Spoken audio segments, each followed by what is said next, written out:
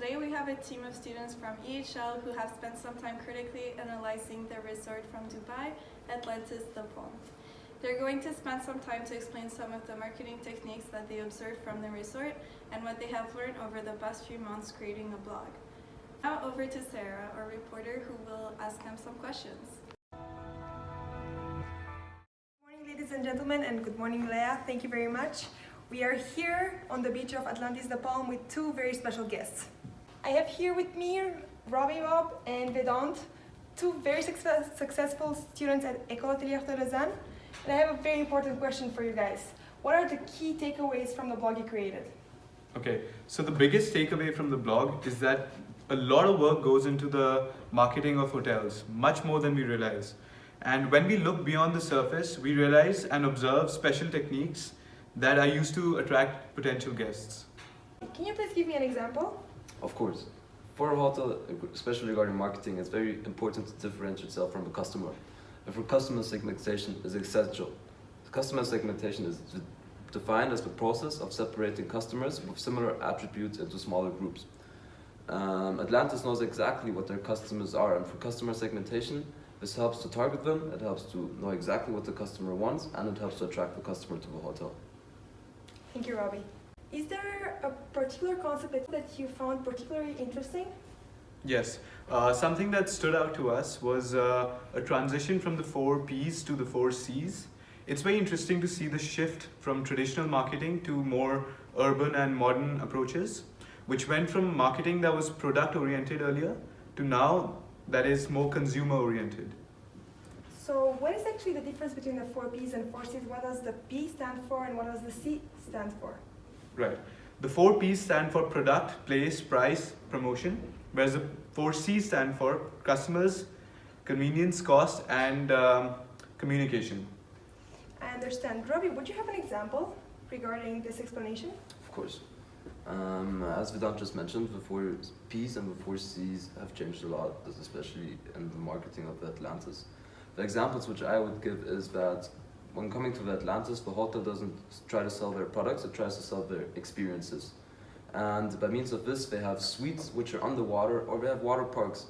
The Atlantis doesn't try to satisfy their customer by making them convinced to buy this or that. They try to satisfy their customer by, for example, making a little girl smile, by making her day, by giving an experience that lasts a lifetime. This can be also seen in a video that we posted on our blog of a taxi ride which lasts a lifetime from London to Dubai. Thank you. We heard that you are really familiar to the SWOT analysis. Can you, gentlemen, give us a bit more details? Sure. This has a lot of internal strengths. The main ones being that it is a globally recognized brand. It's been in existence since many years and has a very good reputation. Secondly, it's located on a man-made island, which makes it a very unique location. And it also has 1,539 rooms and over 23 different restaurants. So of course there are many amenities for the guests. And it also has a very high social media awareness, over 1 million likes on Facebook. For the weaknesses of Atlantis, one of the biggest weaknesses is seasonality. Now most tourists visit Dubai between November to March because of the weather. So during the other months, the Atlantis may not have as high of a demand. Secondly, there's very high competition rates in the hospitality industry within Dubai. For example, the Burj Al Arab Hotel. And the Atlantis also has very high consumer taxes, which makes entry for lower to middle class income groups very hard. Very much, Vedant. So Robbie, what about opportunities and threats? Of course. A hotel like the Atlantis obviously has a lot of opportunities, endless opportunities, but I'm just going to say 3.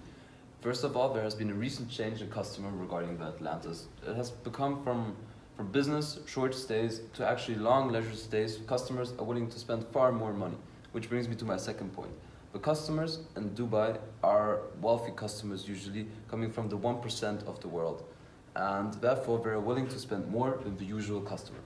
Lastly, Dubai has won the right to hold the World Expo in 2020. This lasts 6 months and is going to attract millions of customers, millions of potential targets for the Atlantis, and therefore offers massive opportunity for the hotel to make profits.